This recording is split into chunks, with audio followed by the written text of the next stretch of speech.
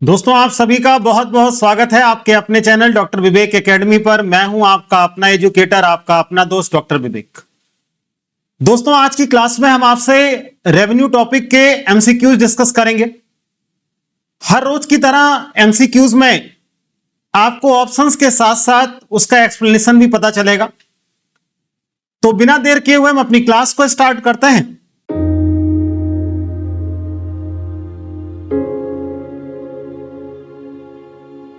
First question है, revenue means the money a firm receives from selling goods which identified is correct. कह रहा revenue का मतलब क्या है। आसान सी मीनिंग इसमें लिखी है कि रेवेन्यू का मतलब होता है money firm receives from selling goods. कह रहा है वस्तुओं को बेचने से जो प्राप्त धन होता है उसे हम राजस्व या आगम के नाम से जानते हैं। और इसमें से कौन सा सही है। देखिए जब भी ये रेवेन्यू की बात करेगा ये ध्यान रखिएगा ये आपकी टीआर यानी टोटल रेवेन्यू की बात कर रहा है, यानी कुल आगम की बात कर रहा है। तो कह रहा है इसमें से कौन सा कॉन्सेप्ट सही है। आपने थ्योरी में पढ़ा है कि टोटल रेवेन्यू निकालने का तरीका है प्राइस इंटू क्वांटिटी, यानी जब आप प्राइस और क्वांटिटी यानी कीमत और मात्रा को मल्टीप्लाई करेंगे तो आपको टोटल रेवेन्यू मिल जाएगा। तो इस तरीके से बी ऑप्शन जो आपका दिया है P into Q, P stands for price and Q stands for quantity. Second question कह रहा है if 12 units are sold at 25 each, बहुत इजी क्वेश्चन इसमें दिया है। कह रहा है 12 यूनिट्स है और 25 का एक है, टीआर क्या होगा। तो अगर आप टीआर की बात करें तो P इंटू क्यू होता है, यह आपको पता है। प्राइस आपको 25 दिया है और क्वांटिटी आपको 12 दी गई है। तो P इंटू 2 यानी 25 इंटू 12 आप करेंगे तो ये आपका 300 रुपीज आएगा। तो इस तरीके से ये बी ऑप्शन आपका करेक्ट होगा। फिर कह रहा है AR इज डिफाइंड। आपको एक चीज पता है AR यानी एवरेज रेवेन्यू। ध्यान दीजिएगा एवरेज रेवेन्यू आपका प्राइस होता है। और एक और इंपॉर्टेंट बात, AR का जब आप कर्व ड्रॉ करेंगे तो वही आपकी टॉपिक के लिए डिमांड का कर्व होता है। तो जब भी कोई टॉपिक आप सीखें तो उससे रिलेटेड सारी बात आपको पता हो। इसको पता करने के लिए टोटल रेवेन्यू अपॉन क्वांटिटी को हम डिवाइड करते हैं। तो इसमें आप देख सकते हैं change in TR due to 1 extra unit. Extra unit वाले से जो चीज आती है वो मार्जिनल रेवेन्यू आती है। Price minus cost, price minus cost आप करेंगे तो जो चीज आपको मिलेगा वो प्रॉफिट होगा। स्लोप ऑफ टीआर ये कर्व की बात कर रहा है, यहां पे AR के डिफाइन करने की बात कर रहा है। तो TR डिवाइडेड बाई Q यानी बी ऑप्शन आपका करेक्ट होगा। कह रहा है if TR equal 0 at Q0 and price is constant at 40 the AR equals. देखिए कह रहा है TR 0 है, क्वांटिटी 0 है, मतलब कोई भी बिक्री यहां पे नहीं हो रही।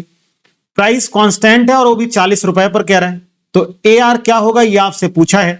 आपको पता होना चाहिए कि प्राइस इक्वल AR होता है। अगर आपको ये टॉपिक याद है कि प्राइस और AR सेम होते हैं तो आप तुरंत बिना टाइम वेस्ट किए हुए मार्क करेंगे तो आपका बी ऑप्शन करेक्ट होगा। MRS, देखिए MR यानी मार्जिनल रेवेन्यू की बात करें, ये एडिशनल यूनिट से बिलोंग करती है। इसको फाइंड आउट करने के लिए delta TR upon delta Q आप लिख सकते हैं, या TRN माइनस TRN माइनस 1, या तो ये आप लिख के फाइंड कर सकते हैं। तो इसमें देखिएगा TR अपॉन Q करेंगे तो इससे आपको AR पता लगेगा। P इंटू Q करेंगे तो इससे आपको TR का पता लगेगा। यहां पर देखिए लिखा है TR और DQ, ये D जो वर्ड लिखा है ये डेल्टा से लिखा है जिसको हम लोग इस साइन से डिनोट करते हैं। तो बी ऑप्शन आपका करेक्ट होगा, यानी change in total revenue upon change in quantity. कह रहा है if TR rises from 400 to 460 when Q rises from 10 to 12 average marginal revenue over the range equals. Question देखिए कहना क्या चाहता है। कह रहा है TR जो है वो राइज कर रहा है 400 से 460, Q जो राइज कर रहा है वो 10 से 12। क्वेश्चन कह रहा है average marginal revenue over the range equals. अब इसका मतलब ये है 400 से 460 चेंज आप देखिए ये 60 का हुआ, इसको आप चाहे डिटेल में लिख लीजिएगा। 460 माइनस 400 ये इक्वल आपका 60 आया।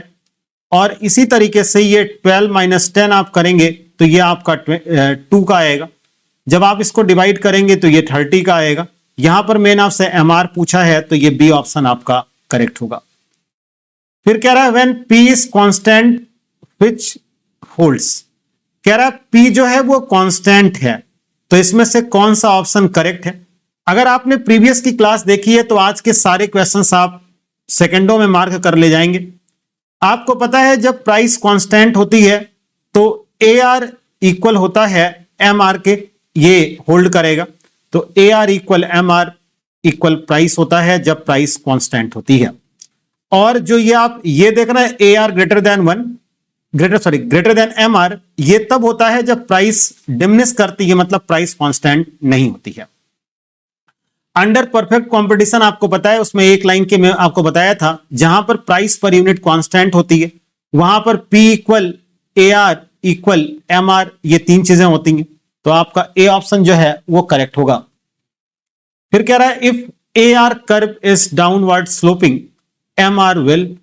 कह रहा है ए आर कर्व जो है वो डाउनवर्ड स्लोपिंग है। ये डाउनवर्ड स्लोपिंग देखिए दो मार्केट में ध्यान रखिएगा, अगर प्राइस कांस्टेंट है तब तो ये है A R equal M R equal P. दूसरा अगर प्राइस कांस्टेंट नहीं है, तो जब प्राइस कांस्टेंट नहीं होता तो ऐसी सिचुएशन में ये आपका ए आर कर्व होता है और ये आपका एम आर कर्व होता है। कह रहा है A R curve is downward sloping, यानी इसकी बात कर रहा है। M R will be, M R क्या होगा तो ए आर से नीचे ही एम आर होगा। तो कह रहा है कोइंसाइड विथ ए आर से मेल खाएगा। लाई एबव ए आर, देखिए ए आर से ऊपर तो एम आर हो ही नहीं सकता, यानी बी गलत है। लाई बिलो ए आर ये करेक्ट है, ये देखिए इसके नीचे है, यानी सी ऑप्शन जो है वो आपका लाई बिलो ए आर के नीचे होगा। फिर उसके बाद देखिएगा कह रहा T R is maximum when. कह रहा टी आर कब अपने मैक्सिमम पर होगा, यह आपसे पूछा गया है। इसमें चार ऑप्शंस दिए गए हैं। जब एम आर पॉजिटिव होगा, एम आर जीरो होगा, M R equal M C, A R equal zero. देखिए टी आर और एम आर के रिलेशनशिप की बात करें तो जब आपने ये कर्व पढ़ा था, अगर आपको ध्यान है तो इस तरीके से कुछ बनाया गया था जहां पर ये आपके ए आर कर्व थे। एक आपको मैंने स्पेशल सिचुएशन इसीलिए बताया था एम आर नेगेटिव का। एम आर जहां पर जीरो था वहां पर ये कर्व आपका कुछ ऐसे बना था टी आर का। जहां पर ये जीरो होगा वहां पर ये मैक्सिमम होगा, यानी टी आर मैक्सिमम तब होगा जब एम आर जीरो होगा। फिर कह रहा है if T R increases at a decreasing rate M R is. कह रहा है टी आर जो है वो इंक्रीज कर रहा है, लेकिन किस रेट से इंक्रीज कर रहा है, डिक्रीजिंग रेट से। तो एम आर क्या होगा, इसको आप ऐसे समझिएगा, ये टी आर है क्वांटिटी 1 2 3 4 5। यहां पर एम आर आपसे पूछा है कि क्या होगा, आप समझ लें। वैसे डायरेक्ट भी मार्क किया जा सकता है, बट समझाने दें कि जिससे कि आपको फिर भी कुछ क्वेश्चंस मिले तो आप समझ जाएं। मान लीजिए 10 रुपए की एक यूनिट है तो ये 10, फिर ये 9 का हो गया, ये 8, ये 7, ये 6। मतलब जैसे जैसे आप बढ़ा रहे हैं वैसे वैसे ये बढ़ रहा है, यानी रेट घटेगा। तो 9 2 जा 18, 8 3 जा 24, 7 4 जा 28, 6 5 जा 30। आप देखिए टी आर इंक्रीज कर रहा है, पहले ये 10 से इंक्रीज किया, फिर यहां पे 8 से, फिर यहां पर 6 से, फिर 4 से, फिर 2 से। यही कह रहा है ना, T R increases at decreasing rate, ये आप देख सकते हैं। एम आर आपसे पूछा है तो एम आर यही रहेगा, ये 10, ये 8, ये 6, ये 4, ये 2। तो वही कह रहा है एम आर क्या होगा, इंक्रीज करेगा, कांस्टेंट होगा, डिक्रीज। आप खुद देखिए एम आर क्या कर रहा है, ये डिक्रीजिंग होगा। If M R is negative then T R is. कह रहा है एम आर नेगेटिव होगा तो टी आर क्या होगा। एक बात ध्यान दीजिएगा, जैसा ये आपका टी आर कर्व है ना, ये मैक्सिमम के बाद, यानी इसके बाद ये जो घट रहा है ना, ये तब है जब एम आर नेगेटिव में चला जाता है। तो वही कह रहा है M R is negative then T R, तो टी आर क्या होगा, वो डिक्रीज करेगा, यानी सी ऑप्शन आपका करेक्ट होगा। देखिए क्वेश्चन है at unitary elasticity of demand M R is. इसमें देखिएगा कह रहा है अगर यूनिटरी यानी आपका जो इलास्टिसिटी है वो इक्वल 1 है तो एम आर की पोजीशन क्या बनेगी। देखिए इसमें इलास्टिसिटी फाइंड करने का फार्मूला है A R upon A R minus M R, ये इसको कैलकुलेट करने का फार्मूला होता है। अगर आप याद करने के बेसिस पे चलते हैं तो आप यह समझिएगा ई जो है वो ग्रेटर देन 1 होगा जब आपका एम आर पॉजिटिव है, ई इक्वल 1 होगा जब आपका एम आर 0 होगा, ई लेस देन 1 होगा जब आपका एम आर नेगेटिव होगा। तो इसके अकॉर्डिंग अगर आप देखें तो यहां पर आपसे यूनिटरी यानी इक्वल टू 1 पूछा है, तो इक्वल टू 1 तब है जब एम आर आपका 0 है, तो बी ऑप्शन आपका करेक्ट होगा। फिर देखिएगा कह रहा है if T R equal P into Q and P falls as Q rises A R equals, कह रहा है if T R equal P into Q and P falls as Q rises, मतलब जैसे जैसे क्वांटिटी बढ़ेगी प्राइस वैसे वैसे कम होगी, तो ए आर किसके इक्वल होगा ये आपसे पूछा है। आपको पता है कि ए आर जब भी आपको फाइंड करना हो तो उसका एक ही फार्मूला होता है और वह है आपका टी आर अपॉन क्यू से, वो फॉल करे या राइज करे इससे आपका नहीं मतलब है। तो यहां पर T R upon Q, A option आपका करेक्ट होगा। इफ पी इक्वल, ये इक्वेशन दिया है, टी आर इक्वल्स, इसमें से क्या करेक्ट होगा इसको आप ऐसे समझिएगा। पहले टी आर के फॉर्म में समझ लें, टी आर इक्वल होता है पी इंटू क्यू, ये आपको पता है कि T R in total revenue ये इक्वल होगा पी इंटू क्यू के। तो आपको पी का वैल्यू पता है, यानी पी की वैल्यू दी है 80 माइनस 2Q, ये आप प्राइस के प्लेस पे लिख दें। अब यहां पर आपका ये Q होगा, मतलब Q से इसको मल्टीप्लाई करना पड़ेगा, तो ये 80Q हो जाएगा माइनस ये 2 दिया है, Q से Q को मल्टीप्लाई करेंगे तो Q स्क्वायर हो जाएगा, तो 80Q माइनस 2Q स्क्वायर, आप देख सकते हैं ये बी ऑप्शन आपका करेक्ट है। फिर कह रहा है if M R equal M C determines output for profit maximisation then at optimum, कह रहा T R is maximum, profit is maximum, cost is minimum, A R is maximum. एक बात ध्यान दीजिएगा, हमने आपसे पहले भी कहा है कि marginal revenue marginal cost equal होने का मतलब यह नहीं होता कि आपको प्रॉफिट या लॉस के लिए, क्योंकि प्रॉफिट या लॉस के लिए आपको ए आर और एसी इन दोनों की स्टडी करनी पड़ती है। तो M R equal M C determines output for profit maximisation then at optimum, जो कॉस्ट है वो मिनिमम है, ये सी ऑप्शन आपका करेक्ट होगा। फिर कह रहा है if price is fixed at ₹30 M R at any Q equals, कह रहा है प्राइस जो है वो 30 फिक्स्ड है, मतलब रेट ना घटेगा ना बढ़ेगा, और आपको पता है अगर प्राइस फिक्स्ड है तो P equal A R equal M R होता है, तो ये 30 आपका करेक्ट होगा, यानी बी ऑप्शन करेक्ट है। टी आर शेड्यूल आपको दिया है और टी आर दिया है, एम आर आपको थर्ड यूनिट का फाइंड करना है।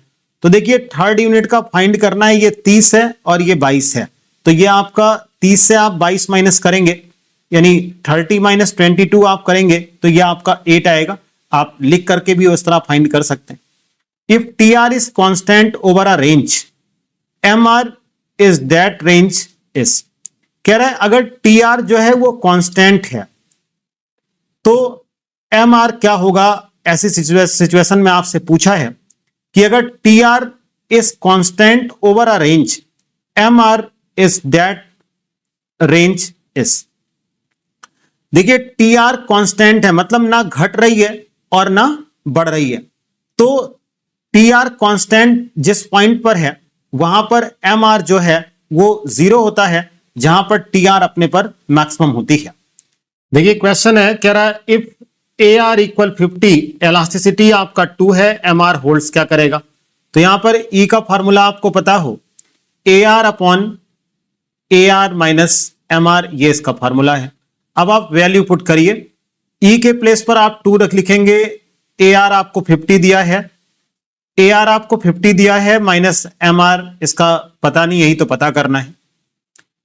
अब अपॉन 1 कर दीजिए, क्रॉस मल्टीप्लीकेशन कर दें आप, तो 2 को 50 से करेंगे तो ये 100 आएगा, माइनस 2 MR इक्वल 50 की बात कर रहे हैं, तो 100 हो गया, 50 इधर लाएंगे, ये माइनस 50 इक्वल 2 MR हो जाएगा, क्योंकि ये माइनस में इक्वल के उस साइड जाएगा तो ये प्लस हो जाएगा, तो ये 50 इक्वल 2 MR। तो जब आप MR इक्वल फाइंड करेंगे तो 50 अपॉन 2 आएगा, आप इसे कैंसिल कर दें, ये 25 आएगा, तो ए ऑप्शन आपका करेक्ट होगा।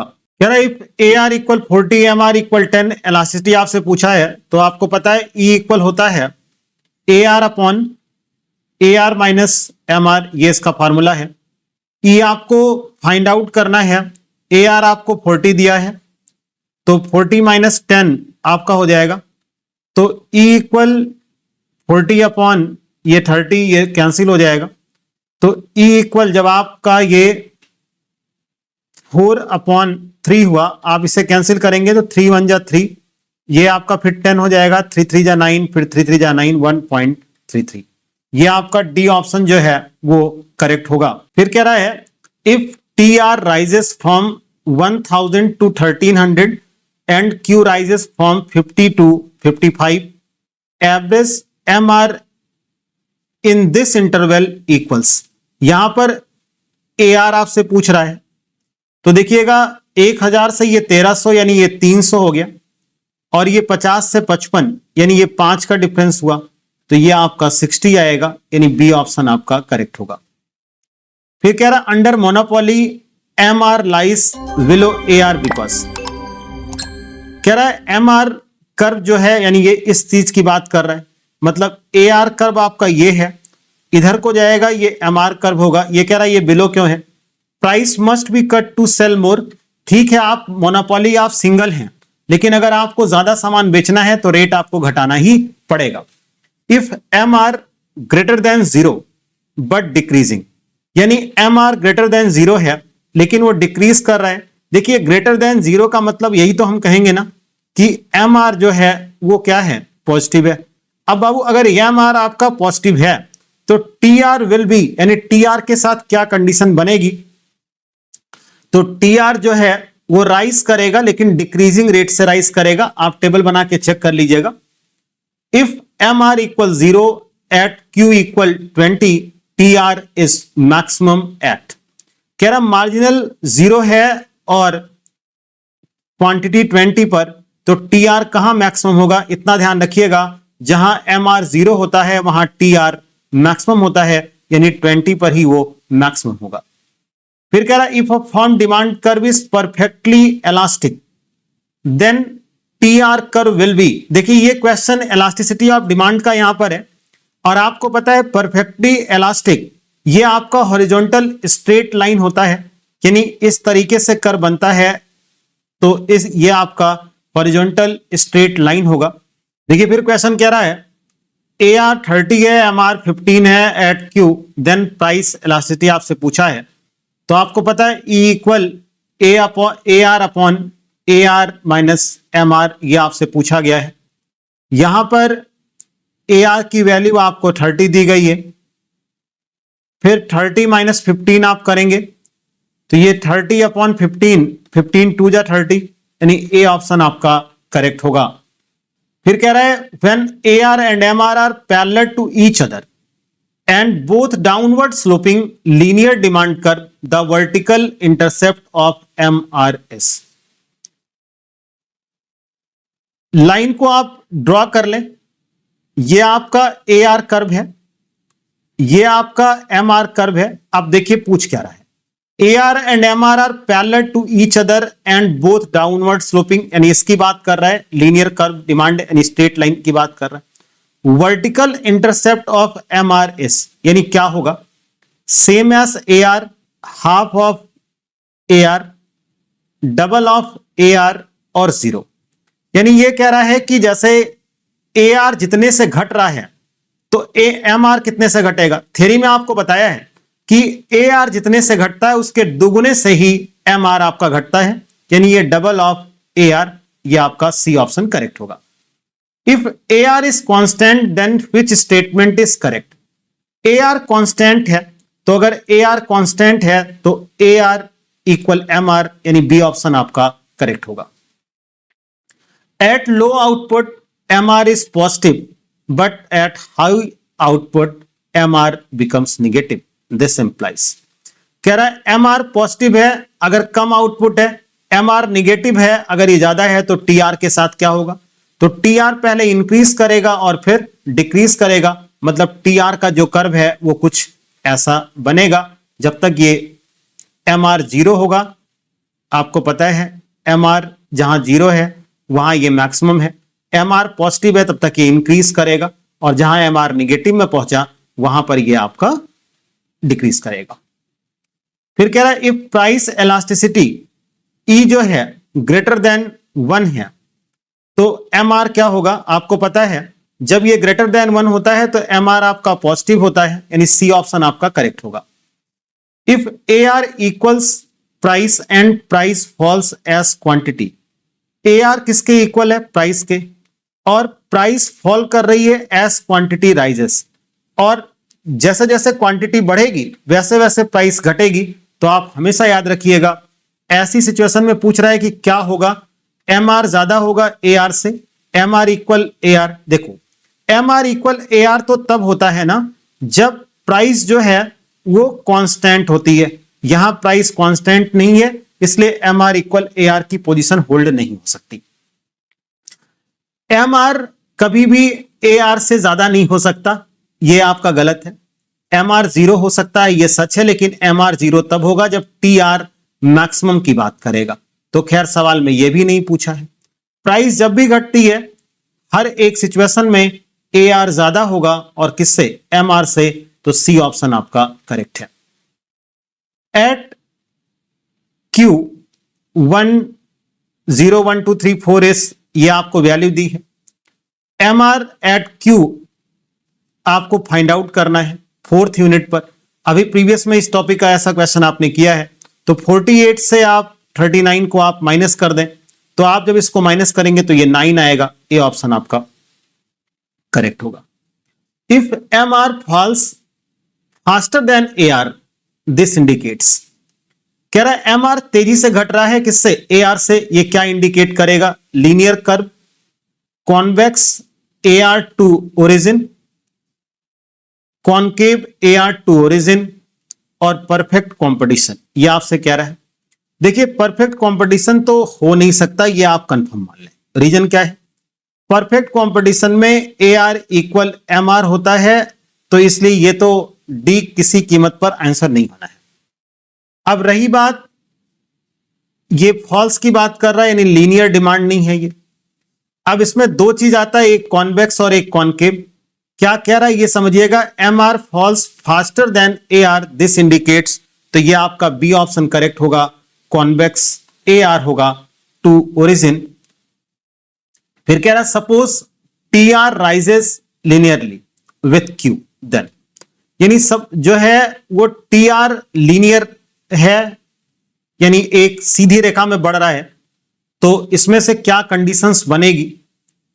आप अगर थियरी थोड़ी सी भी याद है तो आप याद करिएगा, ये एक TR कर्व हमने आपको बताया था जब प्राइस कांस्टेंट होती है, यानी इस तरीके से, और ऐसी सिचुएशन में ये कहा था ये 45 डिग्री का आपका है, और ये तब होगा जब AR equal MR equal price. अब आप बताइए इस तीनों में चारों में क्या हो सकता है? तो MR decrease, increase, decrease, 0। MR जो है वो क्या है? कांस्टेंट है, तो आपका सी ऑप्शन करेक्ट होगा। मतलब TR स्ट्रेट लाइन बनेगा, एक जो है पॉजिटिव राइज करेगा जब AR, MR और प्राइस कांस्टेंट होगा, जो परफेक्ट कॉम्पिटिशंस में होता है। तो ये हमने आपसे 35 क्वेश्चंस रेवेन्यू टॉपिक के डिस्कस किए। अगर आपको मेरी मेहनत अच्छी लगी हो तो क्लास को लाइक करें, चैनल पर नए हैं तो आप सब्सक्राइब करें। क्लास की PDF के लिए आप टेलीग्राम ग्रुप ज्वाइन कर लें, वहां से आपको PDF मिल जाएगा। मिलते हैं एक नई क्लास में कुछ नए कॉन्सेप्ट के साथ, तब तक के लिए आप सभी का बहुत बहुत धन्यवाद।